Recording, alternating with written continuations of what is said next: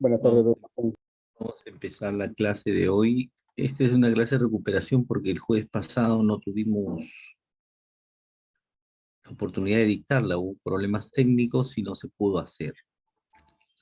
Hoy día vamos a hablar del cuarto pleno casatorio civil, que se refiere al precario. Voy a compartir las diapositivas para que lo puedan ver con más claridad, ¿ya?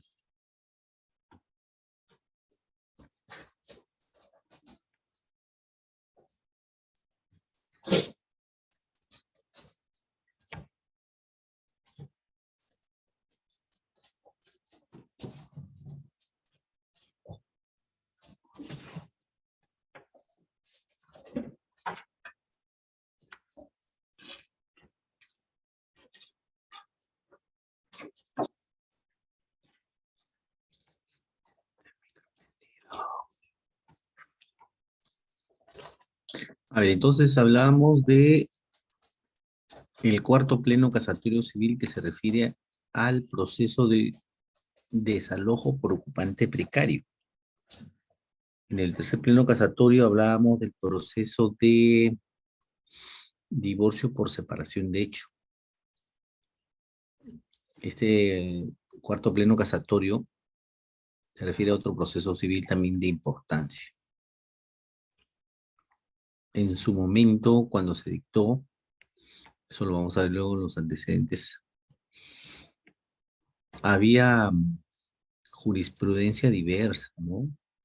Había jurisprudencia que estaba desperdigada con criterios contradictorios a nivel de las Cortes Superiores de Justicia, ¿no? Esto propició que se dicte este cuarto pleno casatorio civil para generar reglas jurídicas que orienten su aplicación hacia el futuro para procesos de ocupante precario, ¿no? El proceso civil en la práctica tiene bastantes casos de esta naturaleza, es decir, se trata de procesos que tienen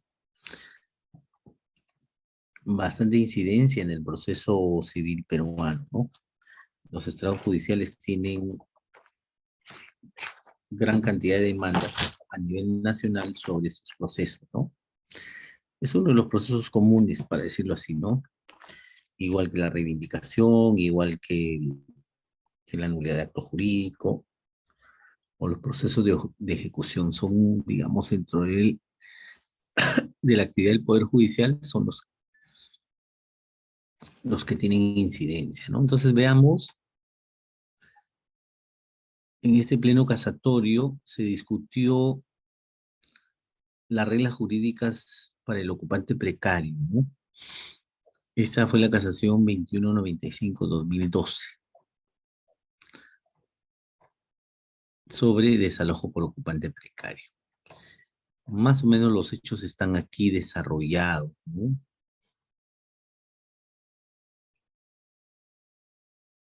Se trató de un proceso entre sujetos que alegaban la propiedad del inmueble y los demandados a los que se alegaba que tenían la condición de precarios, ¿no? Es lo típico en este proceso. Vamos a ver luego que hay una serie de supuestos que calzan con el precario, ¿no? Lo más común en el precario es que quien ocupe el inmueble se le puede imputar la condición de precario por ausencia o inexistencia de un título que justifique su posesión. Es decir, si alguien ocupa un inmueble, debe tener cómo justificar la conducción del inmueble, la posesión del inmueble. Razón por la cual cuando la parte demandada no acredita su condición de ocupante, es decir, en base a qué ocupa el inmueble, puede ser con un contrato de arrendamiento, un contrato de compraventa, un contrato de usufructo, de uso, de habitación, lo que sea. O puede haber alguna situación jurídica concreta que lo ayude a a defender esa posición de precario, ¿no?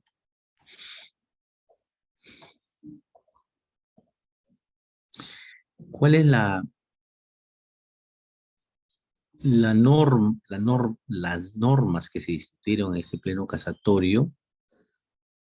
¿Cuál es la base del análisis normativo? Es el 911 del Código Civil y hubieron dos artículos del Código Procesal Civil, 585 y 586, ¿no? Esta fórmula del precario usted ya la conoce, ¿no? El 911 tiene una fórmula de precario bastante corta, ¿no? Dice, la posesión precaria es la que se ejerce sin título o cuando el que se tenía ha fenecido. Es decir, puede tener la condición de precario quien no tiene nada para justificar su posesión, que es fundamentalmente aquel ocupante que ingresa sin autorización del titular de la posesión o del propietario, para decirlo así, al inmueble, ¿no? Un sujeto que usurpa en términos penales el inmueble, un sujeto que ingresa al inmueble por la fuerza o aprovechando que el inmueble esté desocupado o aprovechando que las personas que tienen la posesión han viajado o están fuera del país, etcétera, ¿no? Toman posesión, pero luego se les pregunta, oye, ¿en base a qué ocupan? No tienen título para justificar su posesión, ¿no? Y también hay supuestos en el que ese título ha fenecido, es decir, tenían cómo justificar la posesión, pero luego ya no la tienen. Me refiero, por ejemplo, a contratos de arrendamiento vencidos, a contratos de compraventa resueltos, ¿no? Resueltos judicial o extrajudicialmente. Es decir, en este segundo caso hay sujetos que ocupan el inmueble, pero que no tienen cómo justificar la posesión porque ese título que los habilitaba para poseer ya feneció, ¿sí? Ya no existe más. Ese es el segundo supuesto de precario. En la práctica se presentan ambos, obviamente, ¿no? Esta definición nos ayuda a ponernos en contexto para saber más o menos de qué vamos a tratar ahora. De aquel que ejerce la posesión de un inmueble, pero no tiene título para justificar su posesión, o cuando el título que tenían, se entiende, había un título, pero ya este feneció.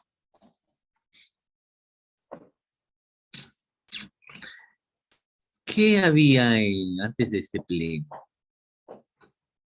Antes de este pleno, lo que habían era definiciones dispersas de precario, criterios contradictorios para saber quién era y quién no era precario.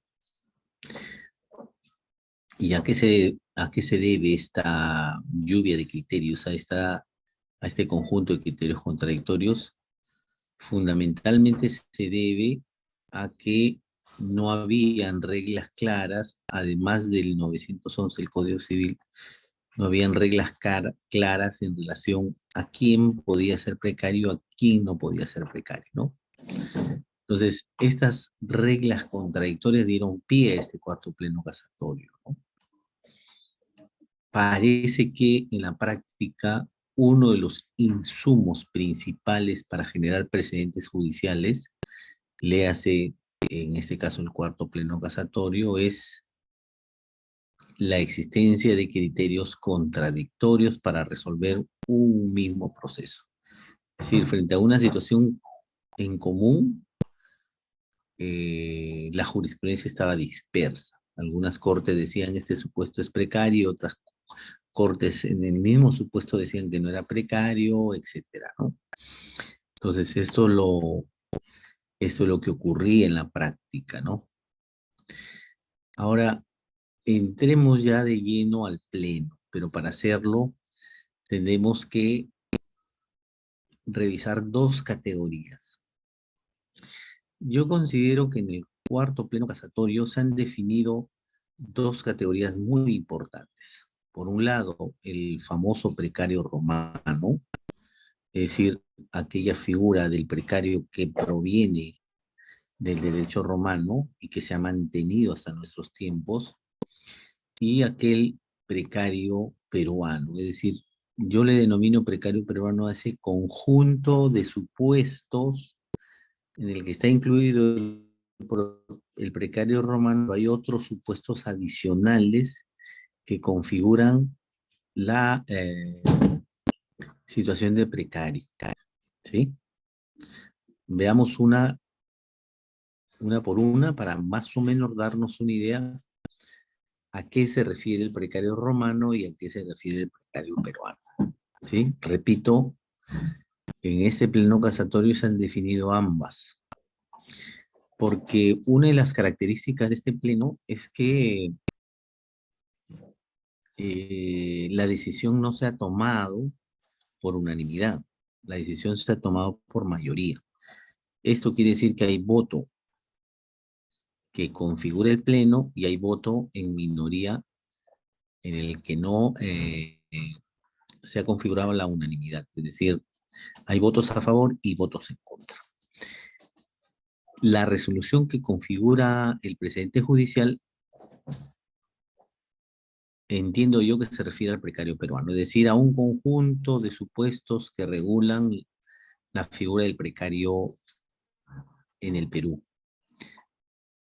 En cambio, el voto en minoría, como lo vamos a ver, determina y define solo la existencia del precario romano. Es decir, para el voto en minoría, la figura del precario es una figura restrictiva, se refiere a un solo supuesto y de ahí no sale. En cambio, el voto en mayoría establece un conjunto de casos, varios supuestos, en los que se configuraría la figura del precario. Estamos, repito, precario romano, un solo supuesto, que es el que está configurado con el voto en minoría, y precario peruano es el conjunto de supuestos desarrollados en el pleno casatorio que configuran el precario en el Perú, dentro del cual está involucrado el precario romano. Veamos el precario romano, a ver, para que más o menos recuerden ustedes esta figura que proviene del derecho romano y que se mantiene hasta nuestros tiempos, ¿no? ¿Qué se necesitaba para configurar el precario romano? Estos son los criterios, ¿no? De alguna manera, la idea era que un sujeto que tenía la posesión traslade hacia otro sujeto la posesión del bien para que se la pueda disfrutar, ¿no es cierto? Por alguna situación de benevolencia, por alguna situación de amistad, por alguna situación de conveniencia, ¿no? Esta era además a título de liberalidad, es decir, a título gratuito, no se pagaba absolutamente nada por la posesión y en consecuencia no había pago de renta. Y era revocable fundamentalmente porque cuando quien lo ponía en posesión decidía que, que el uso y disfrute de la posesión se terminaba, le ponía término y debía automáticamente restituir la posesión del inmueble. Esa es la idea del precario y se señala que aquí no había ningún vínculo jurídico, por eso se habla de una entrega de la posesión, digamos, por alguna situación de amistad, benevolencia o alguna situación especial con la que se relaciona tanto el poseedor mediato como el poseedor inmediato, es decir, quien ocupa el bien con quien le traslada la posesión. Ergo puede ser, a ver, pensemos en el caso de un amigo que terminó su relación con la esposa y no tiene dónde ir a vivir. Entonces le damos un cuarto, o le damos un departamento, le damos, qué sé yo, la cochera de mi casa y ahí él vive. Entonces, la idea es que por amistad y viendo su situación, yo le autorice a que tome posesión del bien, ¿no? Pero, como se dice acá, sin vínculo jurídico, es decir, solo basado en la amistad o la benevolencia, y no va a pagar renta alguna. Pero además esa situación, hay que dejarlo en claro, es susceptible de revocarse, con lo cual se concluiría la situación que lo llevó a tomar la posesión y tendría que restituir el predio. A eso le llamamos romano, ¿no? Por aquí tenemos una definición de Gunther González respecto del poseedor al que llamamos precario romano. ¿Qué dice? Es aquel poseedor que recibió temporalmente, esto es lo que habíamos dicho, ¿no? Se entrega a título de liberalidad y es revocable, lo cual significa que es a título gratuito y temporal, con, con el fin de restituirla mediante una relación social. De hecho, luego dice licencia, sentimiento, gracia, amistad, benevolencia, etc. Algo tiene que haber en el sujeto que le traslada la posesión y el sujeto que toma la posesión. Obviamente puede haber cualquiera de estas situaciones. Pero en ambos casos existe entrega voluntaria del cedente. No lo obliga la ley, no lo obliga alguna circunstancia en particular, sino simplemente hay aquiescencia, es decir, hay decisión de hacer alguna situación, es decir, permitirlo, autorizarlo, ¿no? Y como aquí hay una entrega temporal de la posesión para restituirla, por consiguiente se señala en esta definición que quien ocupa el bien tiene el deber de restituir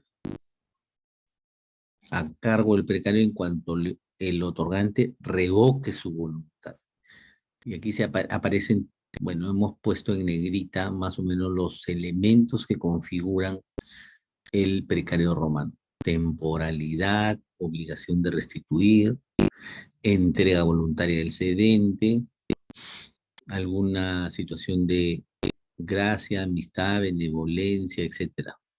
Producto de una relación social, una amistad, qué sé yo. Yo tengo a mi enamorada y tengo un departamento así, le digo, bueno, que viva ahí, ¿sí?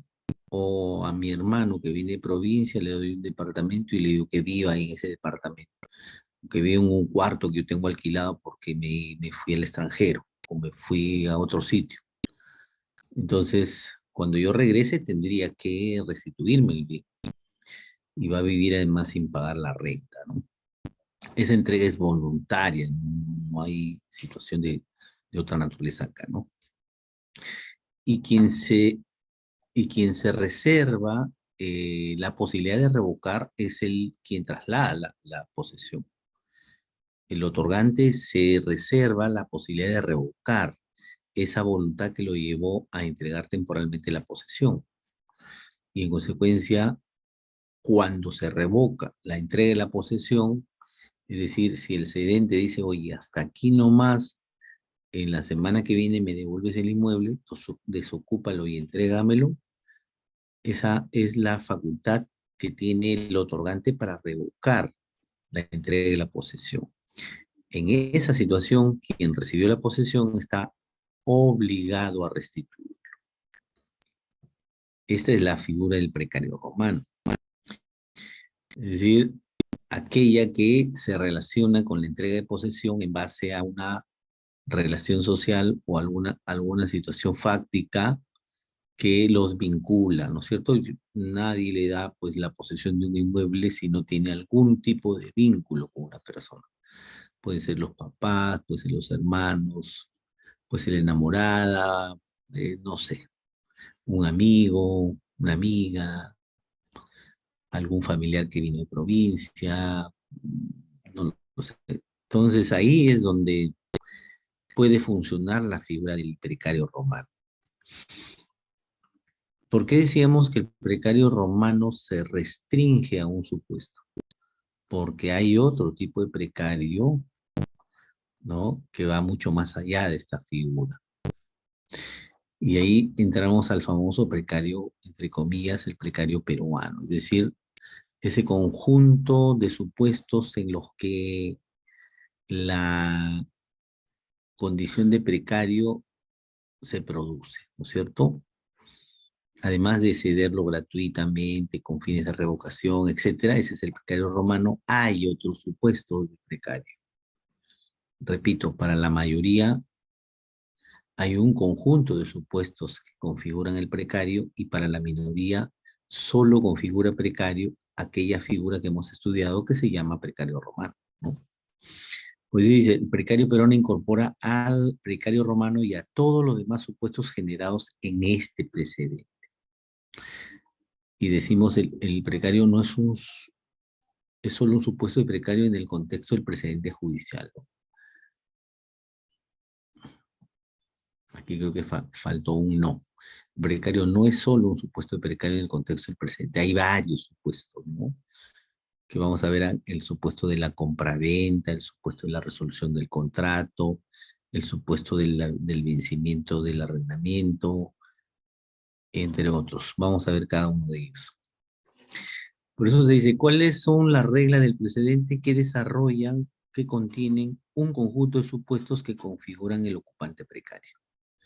Ese conjunto de supuestos está configurado por este famoso precario romano y los demás supuestos.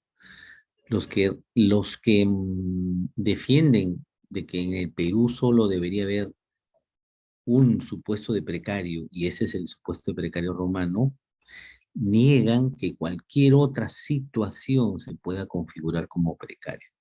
Porque de hecho ya en los otros supuestos hay o hubo un vínculo jurídico, ¿no? Como es el contrato de arrendamiento, la compraventa o cualquier otra situación que haya vinculado a las partes, ¿no? En cambio,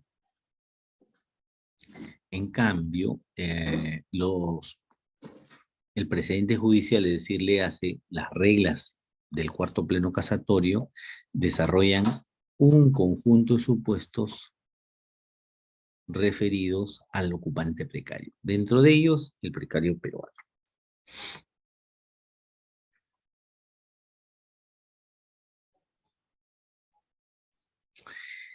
A ver, luego que tenemos el desalojo por ocupante precario, ¿no? O el desalojo en general.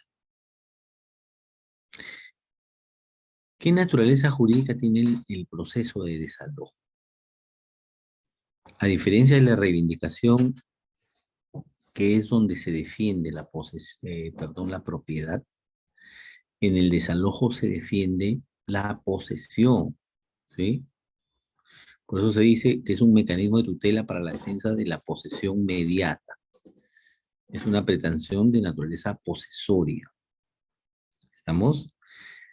Cuando alguien demanda desalojo por ocupante precario, lo que quiere, lo que busca con esta demanda es lograr que le restituyan la posesión o lograr tomar la posesión si es que ésta no está involucrando el término restitución, porque por ahí se ha cuestionado que restituir significa que alguien perdió la posesión y quiere retomarla, ¿sí? Puede ser de restitución porque alguien tomó la posesión por voluntad del cedente y luego hay que restituirla, esa posesión a quien le transfirió la posesión. Eso es un supuesto de restitución. Pero hay situaciones en las que no funciona esta restitución. Porque, por ejemplo, si es una persona que entró por violencia al inmueble o entró cuando no había nadie en el inmueble o entró destruyendo la puerta o los linderos, en ese caso, no hay que solicitar digamos, no funciona el término restitución porque no voy a pedir que me restituya, en el entendido que yo no lo puse en posesión y en consecuencia no puedo pedir la restitución. Por eso aquí hemos subrayado el vocablo restituir al que se refiere, más adelante lo vamos a ver, el pleno casatorio, ¿no? Y que sería el propósito en general del desalojo por ocupante precario, pero que tiene estas situaciones que acabamos de ver, ¿no? Con el desalojo no se protege la propiedad, sino se protege la posesión. ¿Y por qué se protege la posesión mediata? Porque cuando hay alguien ocupando el inmueble, hay otro sujeto que tiene la posesión mediata, y hablamos de la posesión mediata e inmediata, ¿no es cierto? Quien ocupa el inmueble tiene posesión mediata y quien no ocupa y quiere solicitar la restitución tiene la posesión mediata, ¿no es cierto? En el caso del arrendamiento, por ejemplo, si yo alquilo mi inmueble, me convierto automáticamente en poseedor mediato. Quien ocupe el inmueble tendrá la condición de poseedor inmediato, ¿no? Esas son las figuras que más o menos se vislumbran en un ocupante precario. Hay alguien que posee y otro que no posee. El que posee será el demandado y el que no posee será el demandante. El que posee será el poseedor inmediato y el que no posee será el poseedor mediato. La idea es que el poseedor mediato retome la posesión, ocupe nuevamente el inmueble. O si no lo ocupó nunca, o porque esto puede ocurrir, a mí me venden un inmueble que está ocupado y no puedo pedir la restitución, obviamente, ¿no? Porque nunca ocupé el inmueble. Voy a pedir que me pongan en posesión recién del inmueble. Porque ya dije, la restitución implica el hecho de haber puesto en posesión a alguien y pedir que me restituya lo que yo le entregué. En este caso, que le entregué la posesión, quiero que me devuelva la posesión. ¿Sí? Hay supuestos en los que no cuadra esto en la restitución. Por eso nos referíamos a este vocablo que hemos subrayado aquí en la diapositiva, ¿no?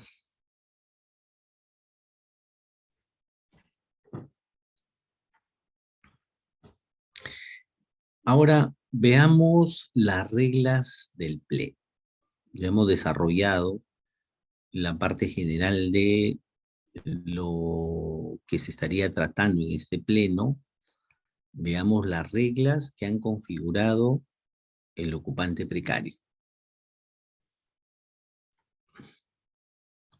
dejando aclarado que en el cuarto pleno casatorio hay votos en mayoría y hay votos en minoría. Lo que vamos a revisar obviamente son los votos en mayoría porque son las reglas que están vigentes para los procesos de desalojo por ocupante precario. Las reglas en minoría sirven de referencia probablemente para una discusión como esta, una discusión académica, una discusión en un aula universitaria, pero no sirven para resolver los casos en concreto, porque para eso están las reglas en mayoría que son las que configuran el precedente, ¿no es cierto? Entonces veamos todas las reglas que se dictaron en este caso.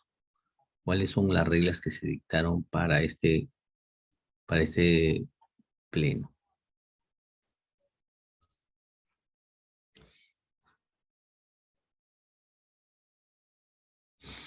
Fíjense por aquí en esta regla, dice, una persona tendrá la condición de precaria. Aquí habría que subrayar que es persona natural o persona jurídica, ¿no es cierto? Porque puede que se alquile un inmueble a Juan Pérez, como puede que se le alquile a una empresa X, ¿no es cierto? Cuando ocupe un inmueble ajeno, es decir, se trata de un inmueble que no es de propiedad o que no tiene cómo justificarse que es un inmueble propio, ¿no? Porque si yo ocupo un inmueble que compré, no es de la condición de precario, mi posesión estaría justificada en la adquisición del inmueble, ¿no? Dice sin pago de renta y sin título para ello. Los precarios no pagan renta. O sea, cuando alguien le imputa la condición de precario a alguien, y este es un inquilino, para imputarle la condición de precario, primero hay que resolver el contrato de arrendamiento o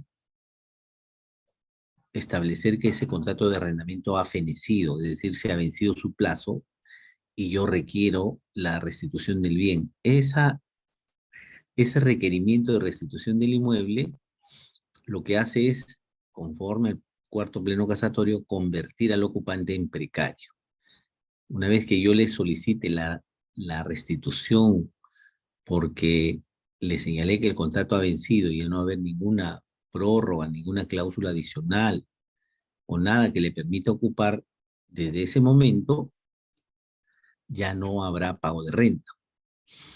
Ese es el caso donde hay un vínculo jurídico, pero no hay pago de renta cuando se trata de un sujeto que se metió al inmueble, ¿no?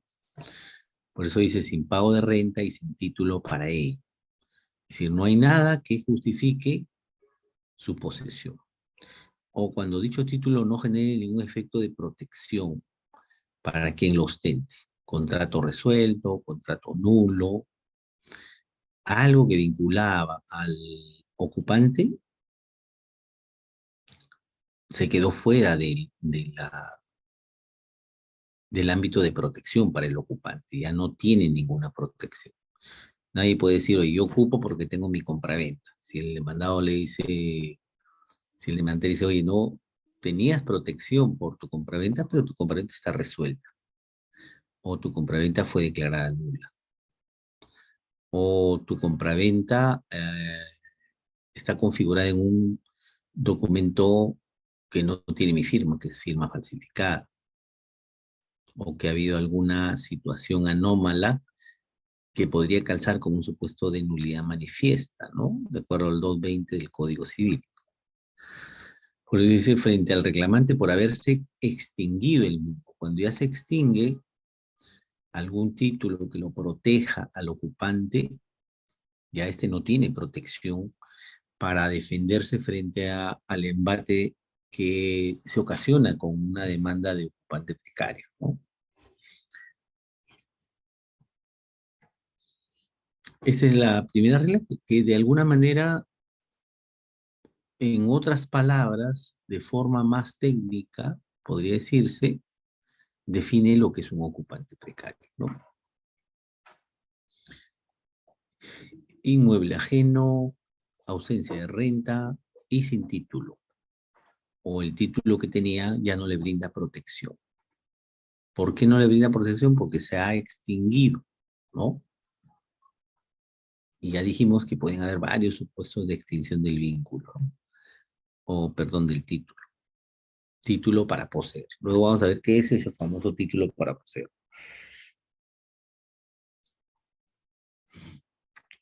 Luego en el pleno se hace una precisión respecto al título, que es lo que vamos a analizar en primer orden. Dice, cuando se hace alusión a la carencia de título, al fenecimiento del mismo, no se está refiriendo al documento que haga alusión exclusiva al título de propiedad, sino a cualquier acto jurídico que le autorice a la parte demandada a ejercer la posesión del bien, puesto que el derecho en disputa no será propiedad, sino el derecho a poseer. Por eso dijimos en esa diapositiva, ¿no? Que el mecanismo es una tutela de defensa de la posesión. Es una pretensión posesoria y esta regla aparece por acá definida, ¿no? Cuando hablamos del título, entonces, o al fenecimiento del mismo, dice el Pleno, no se está refiriendo solo a un título que te acredite como propietario. Puede ser cualquier otro acto jurídico. ¿Qué te acredita como propietario? Por ejemplo, una compraventa. Pero puede haber otro acto jurídico que también te acredite como propietario y que puedas defenderte ante el embate del demandante si te quiere postular una demanda de precario. Ahí podemos encontrar, por ejemplo, el contrato de arrendamiento, al contrato o a la constitución de un derecho de uso, derecho de habitación, a un usufructo, etcétera. Todos estos supuestos pueden calzar como acto jurídico que autorice el ejercicio y la posesión. ¿Y por qué se hacen diferentes? Porque puede haber un título que justifique tu posesión que se relacione con la propiedad, pero puede haber títulos contenidos en actos jurídicos distintos al que acredita la propiedad que pueden justificar también tu posesión.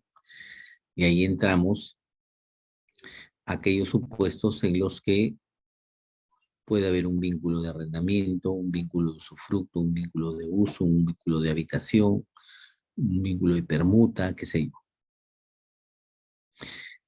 Pero ahí no queda la cosa, porque ya en el desarrollo jurisprudencial se ha visto algunos casos en los que hay situaciones jurídicas que podrían ayudar a justificar también la posesión que se ejerce en un caso en particular. A ver, un segundo.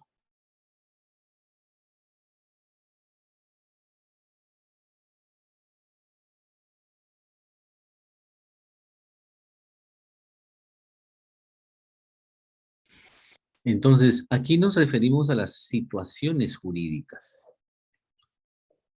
Pueden haber situaciones jurídicas, obviamente que son diferentes, distintas al acto jurídico.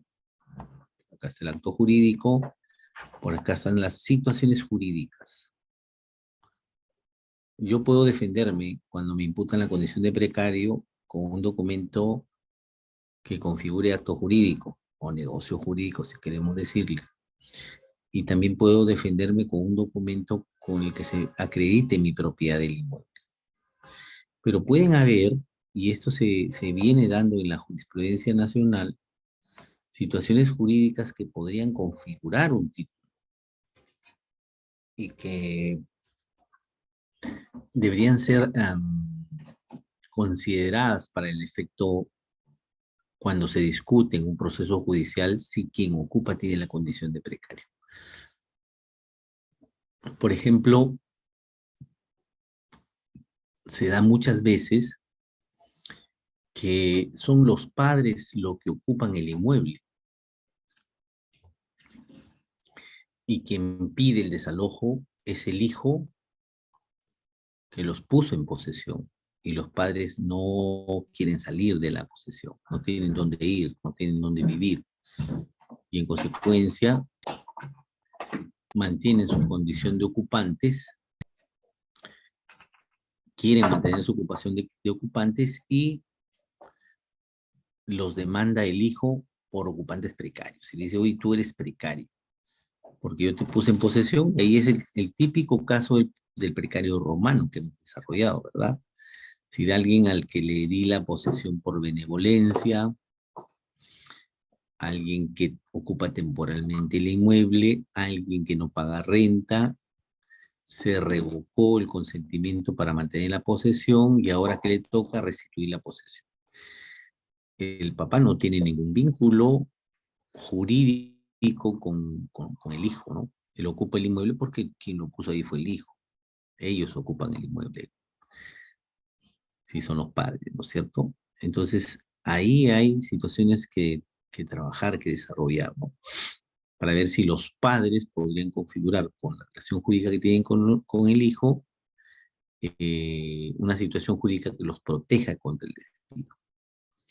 Después hay situaciones también de los herederos que no tienen una de...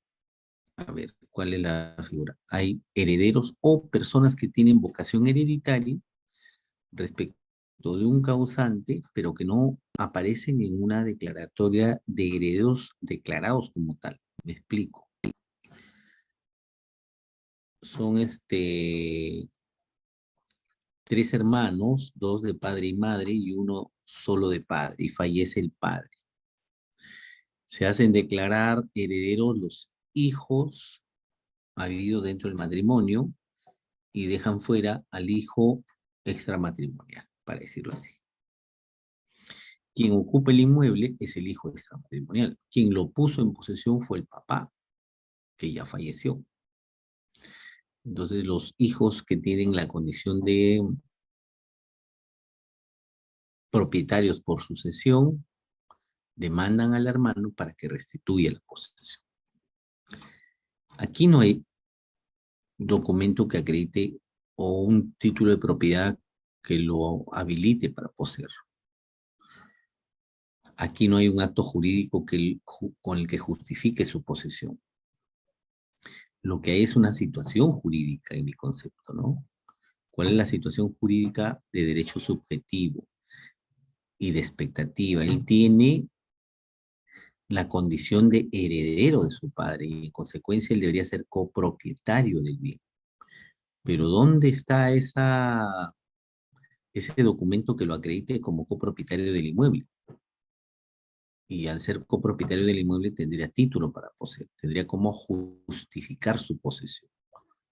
Y él seguirá ocupando hasta que se demande la división y partición y por la ocupación que tiene, indemnice o pague los montos que correspondan por el ejercicio exclusivo de la posesión de ese inmueble en perjuicio de los otros coherederos, pero no tiene la condición de precario, ¿no?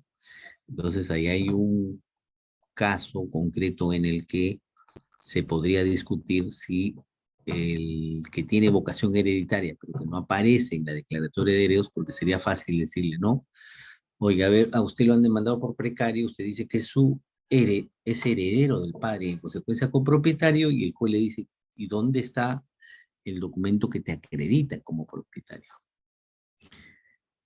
¿Y qué hay que presentar ahí? Obviamente, si me excluyeron en una declaratoria de heredero, tendría que iniciar paralelamente una petición de herencia y presentar en la contestación de demanda la demanda de petición de herencia y mi partida de nacimiento, ¿no? Eso acredita que tengo vocación hereditaria y sería fácil comprobar si esta persona está reconocida y fue excluida de la asociación que es copropietario, ¿no? Ahí no hay ningún inconveniente. Y el otro supuesto en el que se puede discutir esta situación también es en casos en los que hay personas que alegan, ocupan el inmueble, a ver cómo puede ser.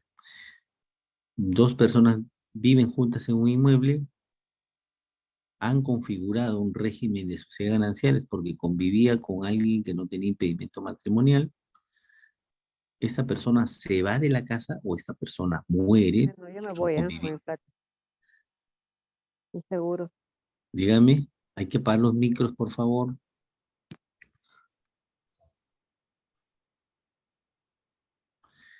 Hay que apagar los micros, se está colando por ahí una conversación. Entonces decía, el supuesto de la persona que alega ser conviviente del que se fue de la casa o alega ser conviviente de quien murió, el que se fue de la casa es el dueño del inmueble, el que murió era el dueño del inmueble, se quedó ocupando la, la que alega la convivencia y luego vienen a ver los herederos del fallecido. O viene el mismo ex conviviente o viene el nuevo propietario del inmueble porque el ex conviviente que salió de la casa lo transfirió.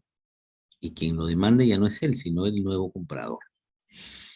Ahí es donde se discute si esta persona que ocupa y que alega la condición de conviviente y por lógica consecuencia tiene la condición de copropietario, porque ese bien, si se compró durante el régimen de la convivencia, con todos los presupuestos que esto necesita, no tendría la condición de ocupante precario porque es titular de los bienes que integran una sociedad de gananciales a partir de ese estado de convivencia. Y ahí entramos otra vez a la expectativa, ¿cierto? Y al derecho subjetivo. como situaciones jurídicas determinadas, ¿no? No podrían, en este caso, alegar la condición de conviviente si el conviviente está casado, por ejemplo. En ese caso, si está casado civil y nunca se divorció, ahí hay impedimento matrimonial. O este,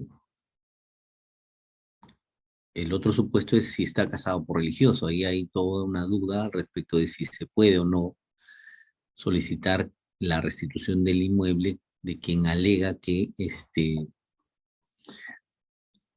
ocupa el inmueble en condición de conviviente. O cuando ocupa un inmueble que se demuestra que ya era un bien propio del conviviente y que iniciaron la relación convivencial cuando ya el inmueble era del ex conviviente. Ahí obviamente no se podría generar un régimen de gananciales con un bien que ya estaba en propiedad del conviviente. Era un bien propio, ¿cierto? No tiene la condición de bien social, como si podrían tener esa condición aquellos bienes que se adquieren durante la vigencia de esta unión de hecho o convivencia, ¿no? Entonces, esta diapositiva nos hace reflexionar un poco, ¿no? De que si bien es cierto, se puede defender la posición del demandado por ocupante precario en un título de propiedad o en cualquier otro acto jurídico, también podría defenderse la condición de no ser de no ser precario, exhibiendo, alegando, formulando una situación jurídica determinada como la que hemos visto, ¿no? La del conviviente, la del heredero, el vínculo paterno-filial, etc. Aquí creo yo, si hay, si hay aún discrepancias en el ámbito jurisdiccional, si hay discrepancias en el ámbito de las decisiones de distintas cortes del país, porque no se han puesto de acuerdo, en algunos casos hay sentencias que protegen a los padres, en otros casos hay sentencias que no los protegen, es decir, bueno, tienes la condición de papá, pero no tienes ningún vínculo jurídico con tu hijo en relación al inmueble, es decir, no te lo alquiló, no te lo vendió, etcétera. Y ahí se configuraría el supuesto de precario romano, ¿cierto? En el caso del heredero, sí creo que hay situaciones más o menos uniformes, en el sentido que se debe proteger al heredero y no declarar fundada la demanda por situaciones de esta naturaleza, porque si tiene vocación hereditaria y se prueba, por ejemplo, con la partida que el papá que falleció lo ha reconocido, él es heredero, pero se quedó afuera, ¿no? El juez no le podría decir ahí, en mi concepto, oye, tú vas a ser precario hasta que no me traigas la sentencia firme que te declare heredero. Yo creo que ese sería un despropósito. Pero donde hay bastante discusión y también sentencias contradictorias es cuando el demandado o la demandada exhibe, normalmente son las demandadas las que exhiben, formulan o alegan la condición de convivientes. Y que esa relación de convivencia, pese a no estar declarada judicialmente, le da alguna posibilidad de justificar su posesión, ¿sí? Ahí he visto que hay algunos que dicen no, es precaria en tanto no tenga una sentencia firme que justifique su posesión con una sentencia de reconocimiento de unión de hecho. Si no tiene esa sentencia de reconocimiento de unión de hecho, no hay posibilidad de alegar que no es precario. Eso es por un lado, ¿no?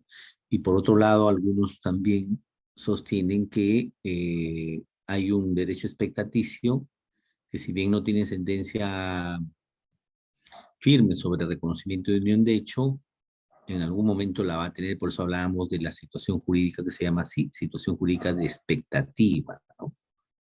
Pero en fin, creo que este último supuesto es el que tiene más polémica en el ámbito jurisdiccional. Y habrá que ver el caso por caso, ¿no es cierto? El caso particular, el caso en concreto, a ver cuáles son las situaciones concretas que se presentan para dilucidar, ¿no? Para resolver, para decidir. Y habíamos dicho también que eh,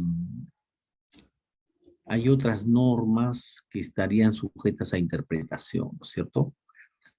Hablábamos del 585, por aquí creo que dijimos esto.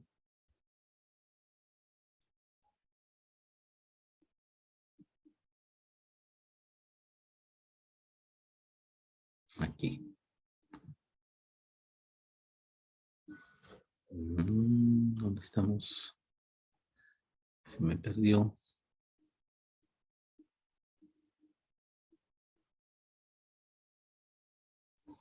Bueno,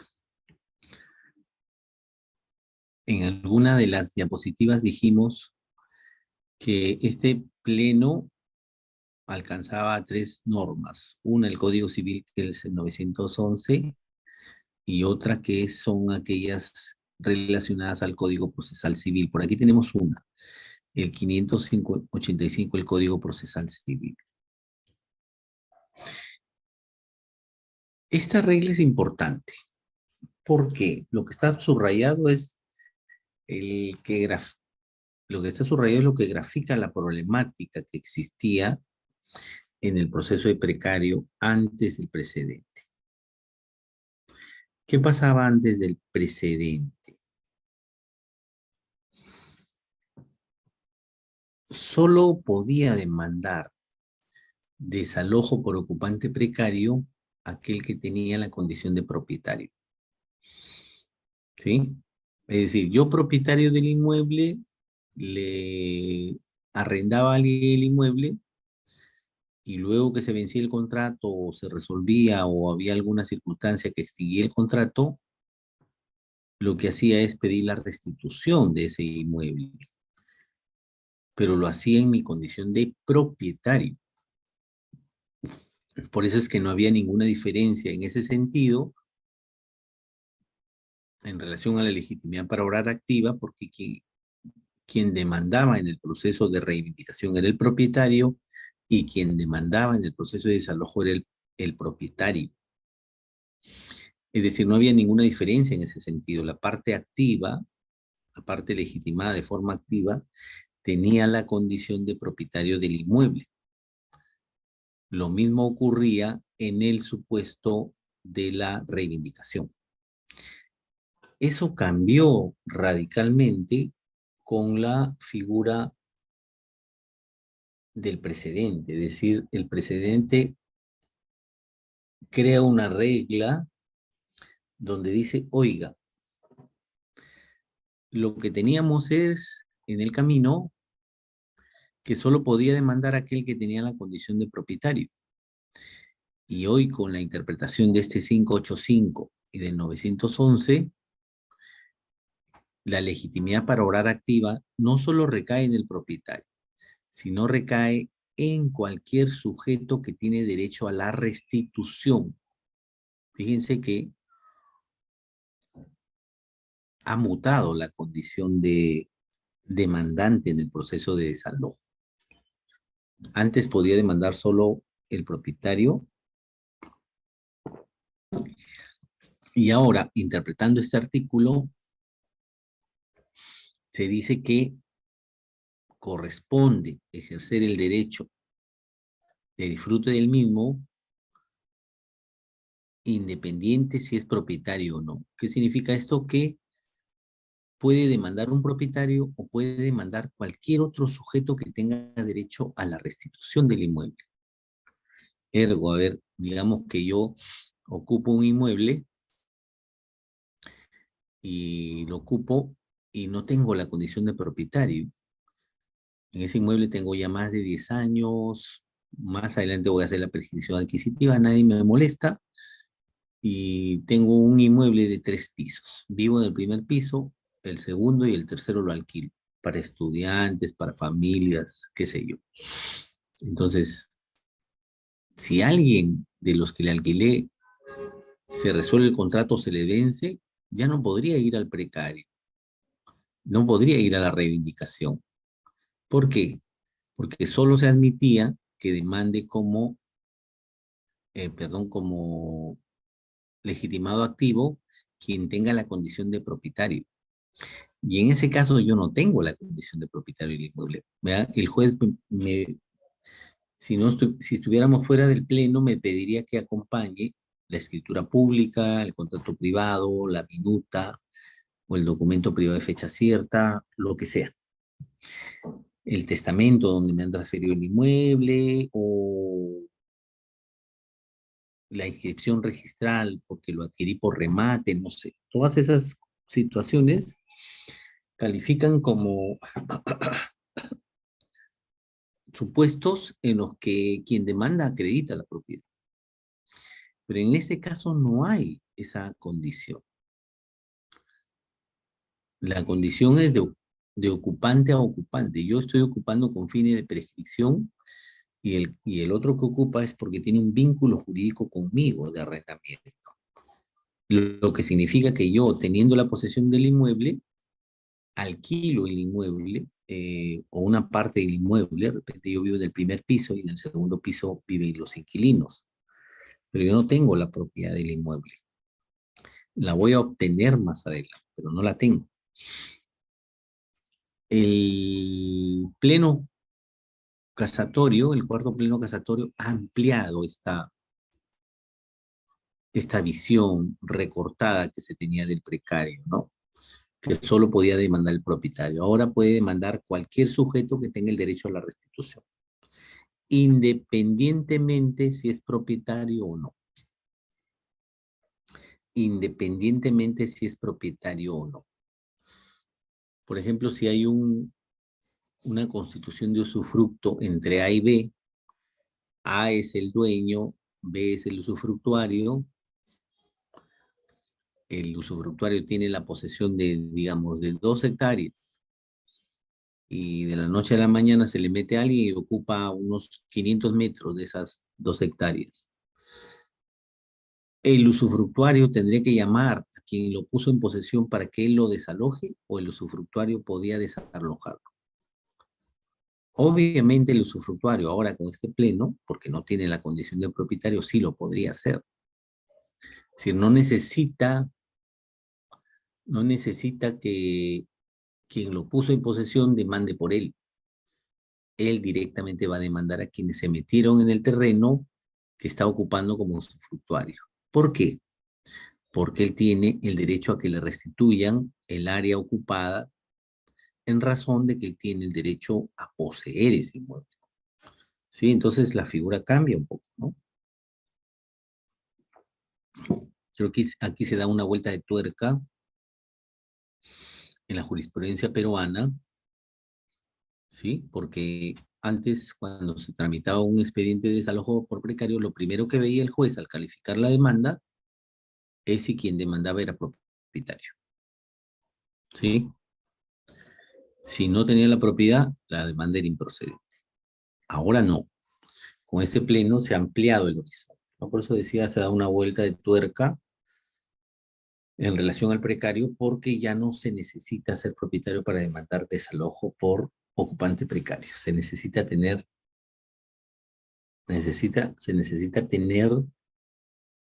el derecho a la restitución del predio.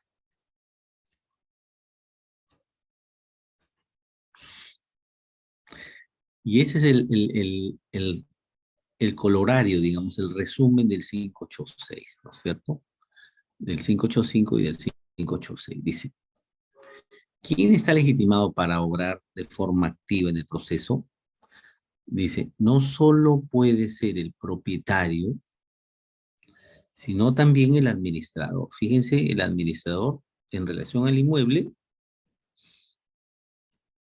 no tiene nada que ver con la condición de propietario, pero él está ejerciendo una función.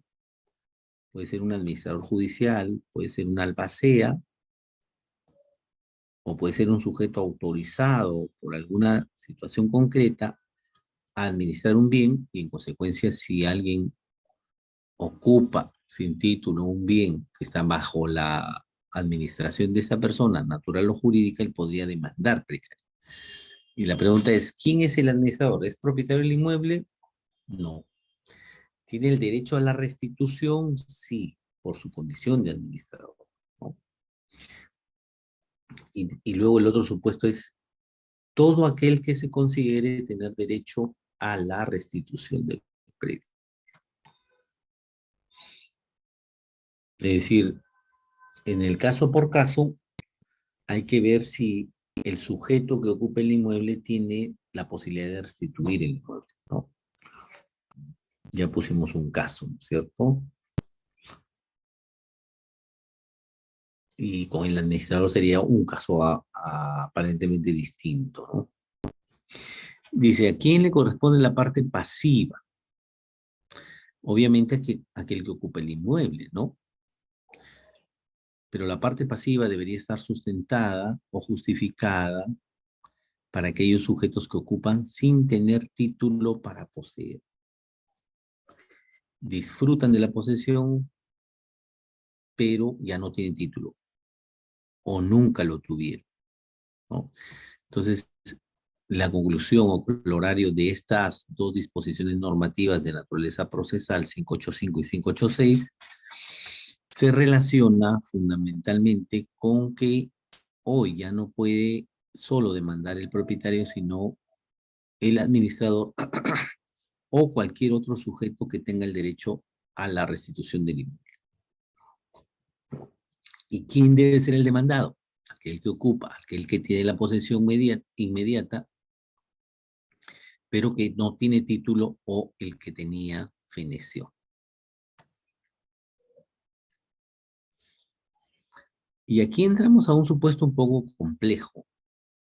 Fíjense, cuando decidimos hablar del precario romano y del precario peruano, dijimos que el precario peruano contiene no solo el precario romano, sino un conjunto de situaciones en las que se podría considerar al ocupante como precario. Aquí tenemos una situación diferente a la entrega de posesión voluntaria, sin pago de renta, con criterios de revocación y con posibilidad de solicitar la restitución de los bienes. ¿Sí? Ese es el precario romano. Pero este no es un supuesto de precario romano, es un supuesto diferente. ¿Por qué es un supuesto diferente? Porque se refiere a la resolución extrajudicial de un contrato. Y ese contrato es el que puso en posesión al demandado. ¿Sí? ¿Cuándo se produce la resolución extrajudicial de un contrato? Cuando media incumplimiento. Fundamentalmente, el 1429 y el 1430 se refieren a la resolución extracontractual de un contrato en el que ha mediado incumplimiento, ¿no es cierto? Entonces, si Juan y Pedro tienen un contrato y ese contrato se resuelve extrajudicialmente con el procedimiento establecido en el 1429 y en el 1430, entonces diremos que quien ocupaba el bien tenía un título que justificaba la posesión, que era el contrato de compraventa, pero con la resolución extrajudicial, ese título feneció. Ese título dejó de producir efectos jurídicos. Y en consecuencia se pasó de un sujeto que tenía título para justificar la posesión a un sujeto que ya no tiene título para justificar su posesión. Este es un supuesto de fenecimiento del título, ¿no? Entonces, ¿qué pasó aquí? Se estableció una regla concretamente para los supuestos de resolución extrajudicial. Y dice, en el caso de se da el supuesto de posesión precaria por haber fenecido el título que habilitaba al demandado para seguir poseyendo el inmueble. ¿Qué se necesitaba? Que el juez verifique que se haya producido la resolución del contrato siguiendo los mecanismos del 1429 y 1430. Bastará que el juez que conoce el proceso verifique el cumplimiento de la formalidad de resolución prevista en la ley o en el contrato, sin decidir la validez de las condiciones por las que se dio esa resolución.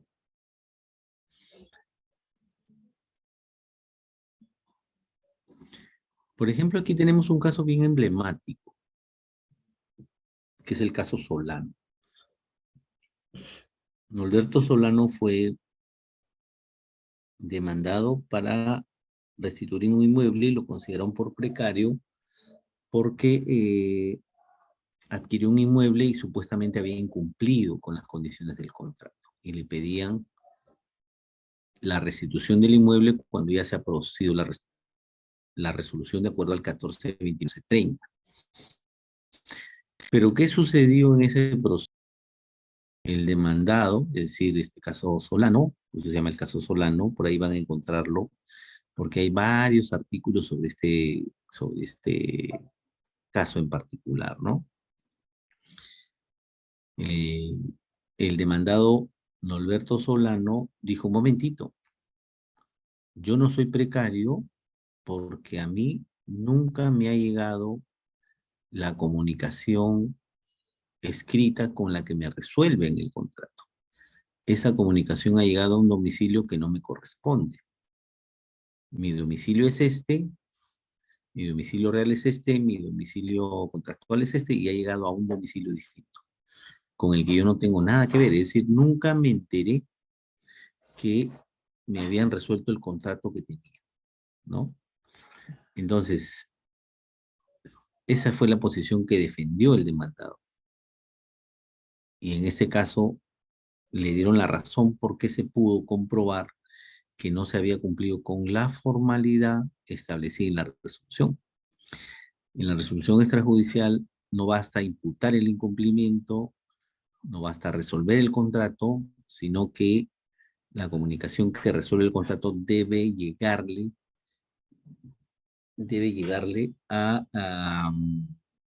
de manera eficiente a quien está recibiendo la resolución, es decir, a la parte supuestamente infiel del contrato. En este caso, la parte infiel del contrato sería quien incumplió el contrato. Por eso es que el Código Civil, de alguna manera, determina que esta comunicación tiene el carácter recepticio. Me refiero a la comunicación de resolución de contrato. Si yo le imputo el incumplimiento y le digo, si no cumple dentro de los 15 días, le resuelvo el contrato, y si no contesta esa carta, automáticamente el contrato ha fenecido por resolución extrajudicial, pero si esa comunicación tiene carácter recepticio, significa que debe haber forma de comprobar que le llegó al demandado. En este caso, que le llegó a la parte infiel del incumplimiento. Si no se puede establecer una situación de esa naturaleza, se entiende que la resolución no se ha producido de manera como la ley establece el procedimiento. ¿Estamos? Esta es la regla de la resolución, pero hay que decir algo también acá importante. Cuando la dinámica que tiene la resolución del contrato, de acuerdo al Código Civil, se presenta como una situación compleja, es decir, que el juez no puede establecer de manera sencilla y fácil si el contrato está resuelto o el contrato no está resuelto, ¿no? Porque a veces yo le imputo a alguien que su contrato está resuelto. Pero luego, la parte demandada ha interpuesto un proceso judicial o un proceso arbitral en el que está discutiendo si esa resolución del contrato es correcta o incorrecta. ¿Estamos? Entonces ya lo pone en tela de juicio, ya lo pone en duda al juez y el juez dice, siguiendo este pleno, para poder determinar si esta resolución del contrato es válida, porque el demandado puede decir, oiga, esa carta me llegó, me resolvieron el contrato, pero creo que la causa que se me imputa para la resolución no es la adecuada. Porque ahí dicen que no pagué 3 cuotas, digamos, y acá está el pago de las 3 cuotas, ¿sí? O acá está el pago vía consignación que se hizo de esas cuotas. No sé, pueden haber mil supuestos en relación a esto, ¿no? Pero lo que tenemos eh, claro en este caso es que deberíamos declarar infundada la demanda si los hechos que generaron la resolución del contrato son complejos, ¿no? Por eso se dice, oiga, si los hechos que generaron el, la resolución del contrato tienen cierta complejidad, no se debe pronunciar el juez a favor del precario, del ocupante precario, sino debe pronunciarse declarando infundada la demanda. ¿Por qué? Porque no se puede establecer con los medios probatorios que aparecen en el proceso si el contrato está resuelto o no. Esa complejidad va a generar que el juez no declare improcedente la demanda, como se venía haciendo antes, ¿no? Sino que el juez declare infundada la demanda. A ver, un ratito que se está acabando la batería.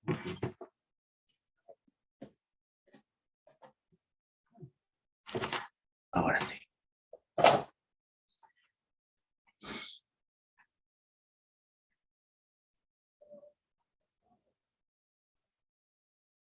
Luego hablamos del contrato de arrendamiento. Fíjense, el contrato de arrendamiento también genera un supuesto de resolución. ¿Cuándo se genera? Cuando el contrato de arrendamiento ha vencido. Si el contrato de arrendamiento ha vencido, digamos que tiene cláusula de duración al 20 de noviembre, ya estamos 21 de noviembre, ¿no es cierto? Desde hoy ya el plazo está vencido, ¿sí? En el Código Civil por ahí dice que si no se requiere la devolución del inmueble, el contrato de arrendamiento debería continuar, se convierte en uno de duración indeterminada y concluye cuando el arrendador pide la restitución del predio, ¿sí? Siguiendo esa línea, el presidente judicial ha dicho, a ver, este es un supuesto también de precario. ¿Cuándo? Cuando el contrato de arrendamiento se ha vencido, cuando el contrato de arrendamiento se ha vencido y el arrendador solicita la restitución del inmueble. Cuando el arrendador solicita la restitución del inmueble, de manera inmediata, el ocupante que tenía la condición de arrendatario se convierte en precario, ¿sí? Esta es la otra regla del precedente. Fíjense, primero hablábamos de la resolución del contrato, de cualquier contrato, y acá hablamos del contrato de arrendamiento en concreto, pero refiriéndonos a una situación particular. ¿Cuál es esa situación particular? El fenecimiento del título por vencimiento. Pero no basta el vencimiento, esto hay que decirlo, ¿no? No basta el vencimiento siguiendo la regla del pleno, porque según la ley, este contrato se mantiene a plazo indeterminado con las mismas condiciones, ¿sí?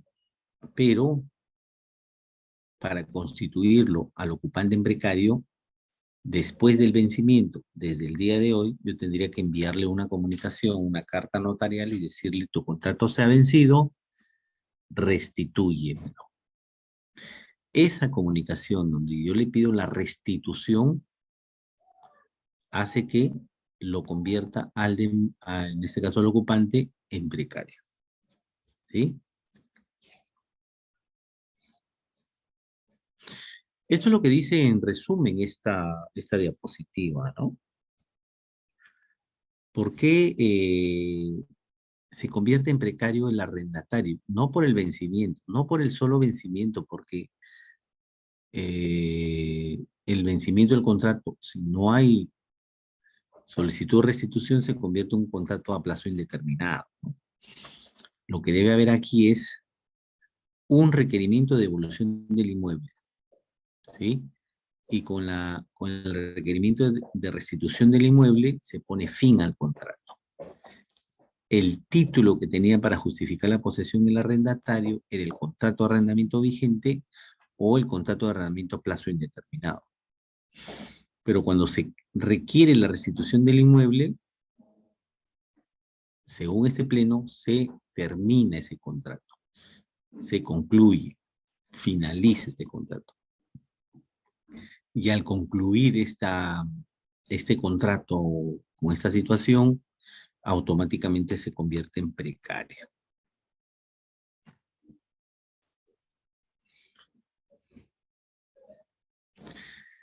Después el pleno tiene esta regla también. Hablábamos hace un momento, al empezar la clase,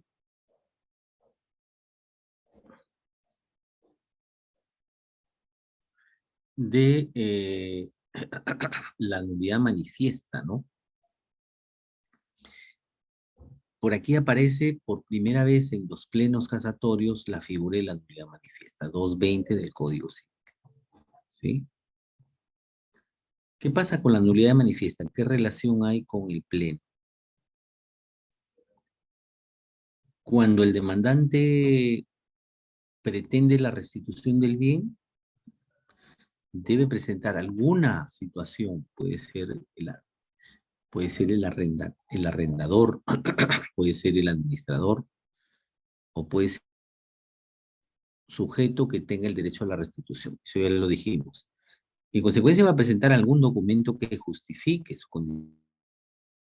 Estamos igual el demandado. Si el demandado quiere contradecir al demandante, si el demandado quiere contradecir al demandante y dice, a ver, yo no soy precario, yo soy propietario del inmueble, y acompaña un documento. Y el demandante dice, un momentito, ese documento es nulo porque tiene una circunstancia concreta. ¿Qué ha dicho el Pleno? Que el juez puede hacer un análisis de validez del negocio jurídico o del documento en el que sustente su posición el demandante o en la que sustente su posición el demandado. Si eso es así, cuando el juez, por ejemplo, vea que quien demanda tiene un contrato de donación o quien fue demandado tiene un contrato de donación y dice, oye, a mí me lo donaron y acá tengo un documento privado de donación. El juez le va a decir, oye, nulidad manifiesta.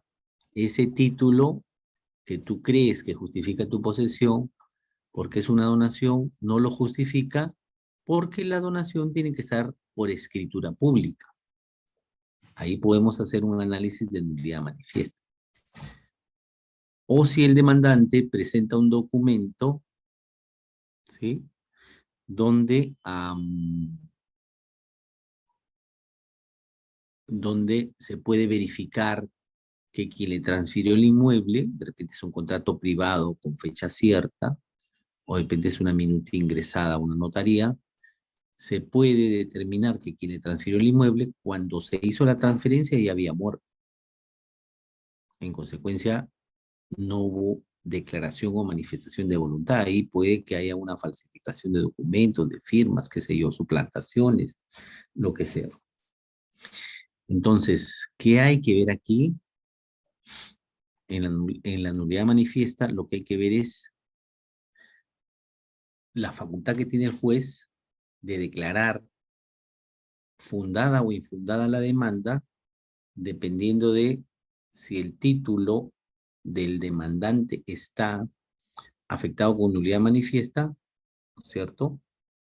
O ahí sería infundada, o si el título que justifica o trata de justificar la posesión del demandado tiene un supuesto de nulidad manifiesta, con lo cual la demanda sería declarada infundada, perdón, fundada. Entonces, puede ser del demandante o puede ser el demandado, el título que adolece de nulidad manifiesta.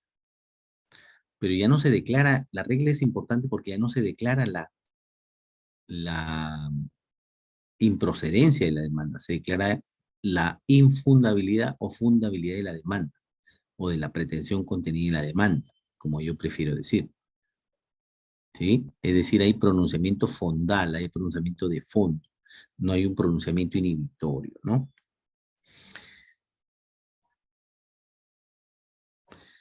Pero bueno, ya el tiempo nos ha ganado, aquí nos vamos a quedar, salvo que haya alguna pregunta de nuestros participantes el día de hoy. Si no hay ninguna pregunta, me avisan para poder terminar la sesión. Doctor, buenas noches. Doctora Liz, ¿alguna consulta al ponente? Pregunta, doctores, por favor.